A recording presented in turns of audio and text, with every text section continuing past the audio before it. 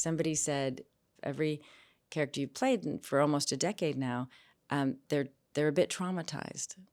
Even your Marvel character has PTSD. Yeah, she has full PTSD, right? She's not mentally stable. Maleficent?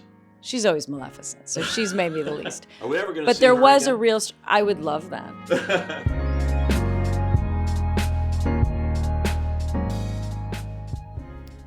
Medicine cabinet is unlocked. You can throw it all away. That is not what the doctor told us we should do. Was he even a doctor? He's a specialist, madam. And what does he specialize in? Blood. That is why he took a sample of your blood. But he said, even before the result of the test, we should get your medication under control. It is under control. It's under my control. And doctors hate that. I need you to make me an appointment with a hairdresser that doesn't speak.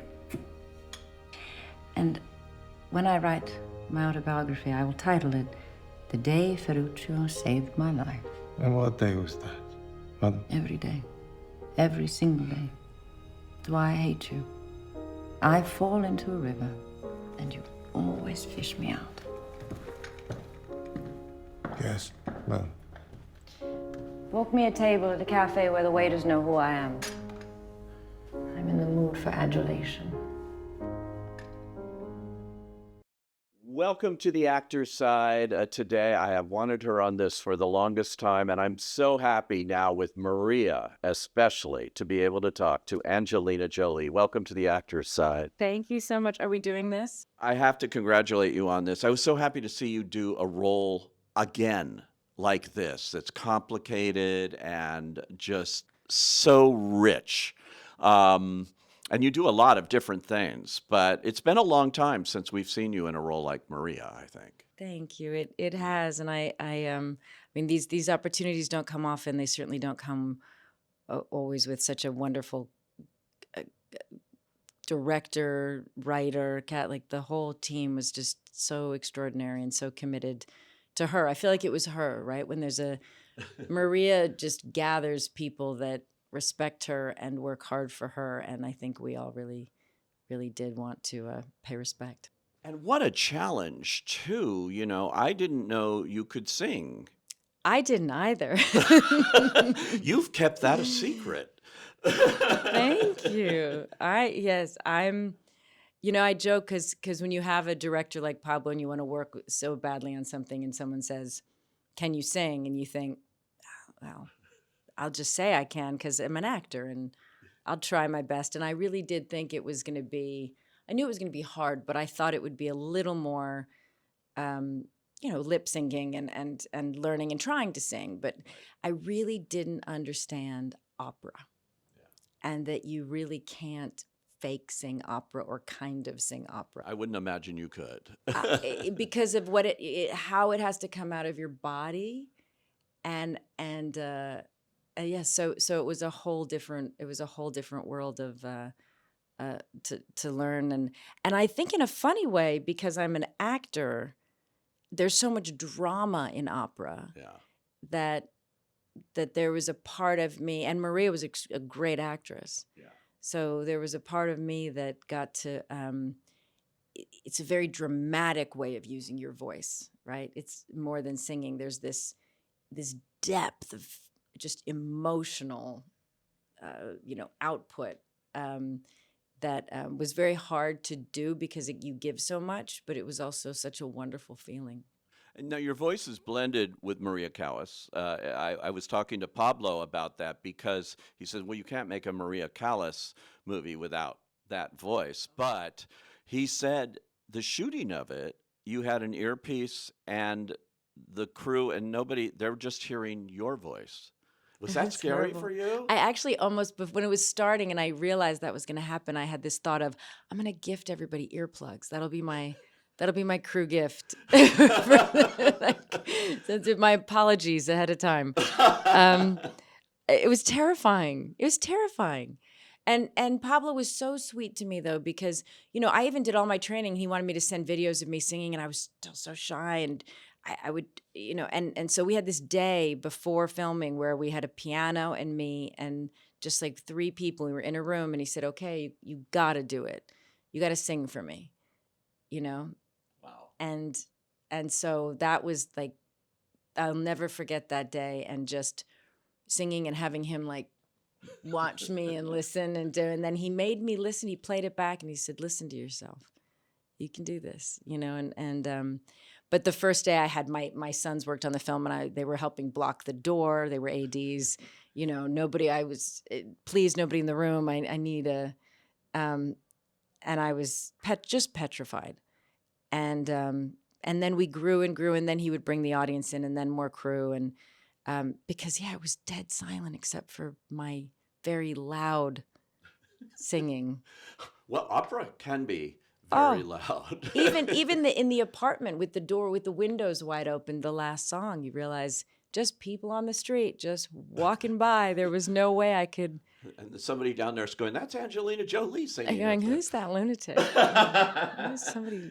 It's pretty amazing. Did you discover that you're a soprano? I'm a soprano. And you didn't know that? No, because I always thought of my voice as deep. Yeah. I was, you know, hired to do these, you know, animated films like Tigress and my very deep voice, and I'm trying to be.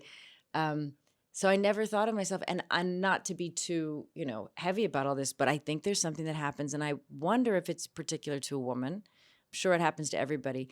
We are born with a voice, and then for whatever reason, well, for many different reasons, sometimes a trauma may happen and our voice gets smaller or we get locked. Sometimes we feel that our soft voice, and this is what I think happened to me, my gentle, soft, higher voice wasn't listened to. Oh, that's interesting. Like kind of wasn't, like it was too vulnerable or it wasn't heard. Yeah. And so I think I adapted some kind of voice that would be more, that would be stronger and not as welcoming and more serious. And I think it's, you know, I'm not a therapist, but I think something happened because I realized, like, if my natural voice is softer like this, right, it's very feminine and very lovely. And maybe if I was directing my films like this with this voice, maybe it wouldn't be received the same way. That's interesting. Right? Yeah. Maybe in life somehow, and maybe in this business, there's something that happens. And yeah, I don't know. And then different things, of course, that hurt you or break your heart or suffering and pain, right? Our voices, the character of our voice changes. That's so interesting, the way that happens, actually. And for this movie, you had to run the gamut. This is at the end of her life. And I thought that was such an interesting place to place if you're going to do this story. I had seen Masterclass in LA with Zoe Caldwell, and that's what I knew of Maria Callas, and that was a very different kind of take. But this was fascinating to me. And how did you find your way in to relate? And as an actor, did you have to find a way in to be able to relate to her? Well, I have this, you know, I always approach a character instead of thinking I'm going to put this character on, I'm going to wear this character, I'm going to change and become a character. I always think it's more about stripping away the parts of me that aren't her. Yeah. Mm-hmm. Right? So whatever the character is, however broad or crazy the character, it's like there's something in each of us that's a little bit like, we all have so many different facets to our personalities. So with her, it was me without my children, me without my health, me with, you know, this kind of stripping away. And what I would find is the part of me that feels a lot of pressure, works very hard, feels sometimes very lonely. And so that in that place, I found her. And then the joy was finding the performance. We're both performers. I'd never played a performer before. Oh, that's interesting. You never have. Yeah. So there was something very interesting in me playing her Anna Bolena, me studying her choices. Mm-hmm. You know, it was me playing her, playing a third character, and I would see her choices as an actor, when she would fall to her knees, how she would emote, what she would do. And I loved her choices. Yeah. I felt like I was having a master class of just to almost mimic her was to study the why she did what she did and how she did it. And and she was a master technician and performer. Yeah, that's. I have to tell you something too. When I saw the movie, and I kind of saw it by myself in a Netflix screening room before all the fall festivals and everything, and I'm watching it, and sometimes I'm very conscious of when somebody's doing somebody else with the song and everything. Whatever you did in looping or whatever, I could not find a single flaw in that. You know, it really was interesting. I had just seen Inside Daisy Clover again with Natalie Wood. They have a whole scene of her looping a song and getting it wrong and things and trying to match it. And I was thinking of that watching this. I said, this is flawless, Oh, you know, and thank it's you. not easy. Well, probably that's because I was really singing, Yeah, and right? I that think that that's makes the all thing the that difference. Pablo said you have to do. You have to sing along with her, And the blend not is match just, the. it's just, And we had this extra our sound design, our direct so many people cared so much. You can really yeah. feel that. Ed And Lockman's Ed gorgeous Lockman's gorgeous cinematography. cinematography, the whole team And the was just. costumes. Are you an actor that gets that character when you start putting on their clothes? Yeah, I do. I think that's why people say to me, "Oh, you like black, or you like to wear coats," or, and I said, I think it is that when I'm me, I'm kind of nondescript in a way. I don't really make very bold daily choices because I'm kind of this blank slate sometimes. And for my characters, I am so crazy specific because I do get affected by it, and I hold myself differently. And for Maria, I knew where we may have in common is we both have been on a red carpet. We both know the thing, right? The Right. kind of the outfits with all the glam. Yeah. I felt like she does it better than me, but I would learn from her and we could do that. But the thing I wanted to do first, and I did, was her glasses. She really couldn't see, which says a lot too about how much she hid, and how hard she worked because she was covering a real disability there. She really had trouble seeing. And this robe, we found this robe that was hand crocheted in Italy, and because she's of Greek heritage, and there was something so earthy about it, and so also made by an artisan, right? So it had this. There was something about that robe and those glasses that made me realize who she was, Yeah. who Maria was, Right. not La Callas, right? Yeah. And so that was my anchor. That was that robe. I love that. You know, on top of all this, you're directing. You have another movie that's been playing the festivals. You've been busy lately, but you had taken time off, and now you're coming back with a vengeance in a way. I'm wondering, you as a filmmaker, it's very adventurous. You know, in war zones and this trilogy, Without Blood being the latest, and you know, is that more satisfying to you than acting these days, or do you like doing it both, mixing it up? I feel so fortunate that I've been allowed to play in different mediums as Yeah. an artist. I really, because they all teach me different things about the other, and you communicate in different ways. I would be terrible at directing a lot of the films I'm in, the types of films I'm in. Yeah. It's not the match. And there's a lot of study on men too in film when I direct, like Louis' story, that of course is not a central female character. So my understanding of men is also something that I'm not able to do as an actress. So yeah, I don't know. I suppose I did take a lot of time off. Somebody said to me recently, I don't know if I'm sharing this, but we've known each other forever, so I share things with you. Somebody said, every character you've played since some things happened in your life, every character you've played for almost a decade now, they're a bit traumatized, Oh, right? that's interesting. Even your Marvel character has In PTSD. Eternals. Yeah, she has full PTSD, right? She's not mentally stable. Maleficent? Maleficent was going through a lot of worried about the child, people judging her. She was struggling and imbalanced. But no, she's always Maleficent. So she's maybe the least. Are we ever going to But see there her was a again? real. I would love that. But yeah. So I was playing a lot of these characters, and I think Maria still has. But Maria was maybe my jump back into, yes, there's some trauma, yes, there's some pain, but but she's fighting back, right? Right. She's not going to let it. She's going to on her terms. So it's I'm very happy to be able to work more. And again, I did need to take some time and be home and only take roles that were shorter. And now everybody's older and it's a different time. So So we're going to see a lot more of you. I hope so. I hope if I get invited to some projects, Oh, because that's the funny thing about being an actor. You kind of have to be invited. You have to wait.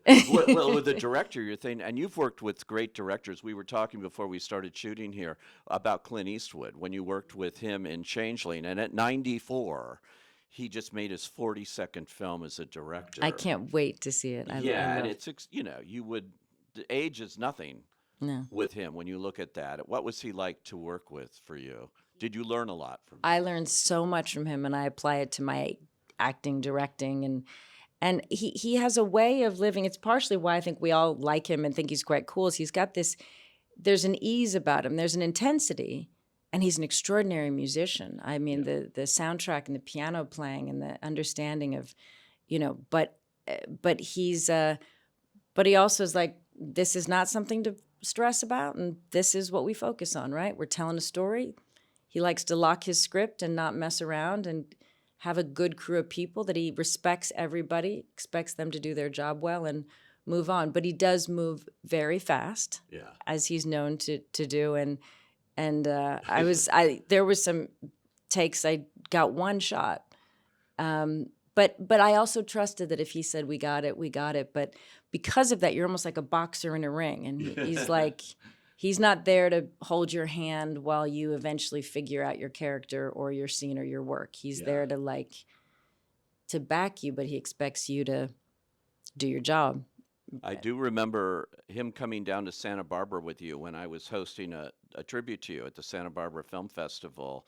It was for Mighty Heart. And there he was presenting the award to you, which was so nice to see how much he admired you. Oh, I love working with him. I hope he calls me one day and we've got something to do soon. At 94, he's still got 10 He's more got a movies bunch in him. He's he's right now thinking of something, I'm sure.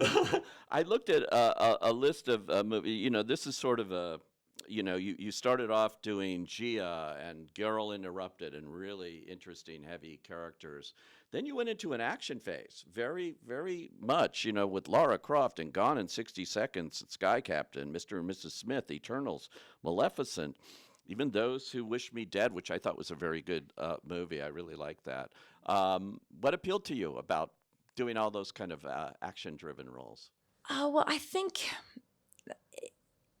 again, so lucky. I think we all need to be able to explore different sides of ourselves. And there's a part of me that can be very cerebral and very emotional and but also I love to be tested physically and out in the world and bold. And I love those kinds of things.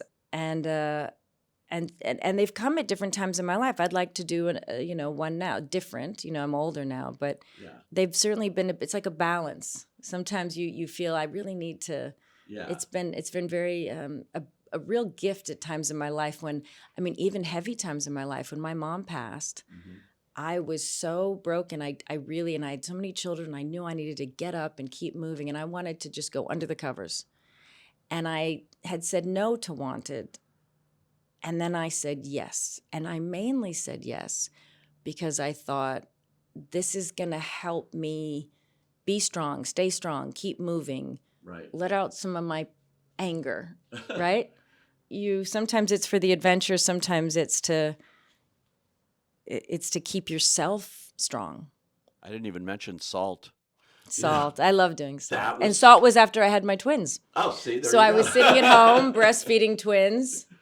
Feeling like I'd been in my nightgown for a year and it came at a good time. So you just want to do a comedy now, or I think I don't know if I think I'm funny enough to do a comedy, but I think I'm the straight person to the comedy. So I'm the Maleficent and I'd love to play her again. I'd love to do do that kind of comedy. Strangelove's one of my favorite films. I love that kind of comedy. Oh, that would be. Oh, yeah. That's an amazing movie right there. Yeah. Well, there's much to come with Angelina Jolie, and I can't wait to see the other sides of this actor I'm sitting next to here. Thank you for joining the Actors Side Thank you. today. This was so lovely.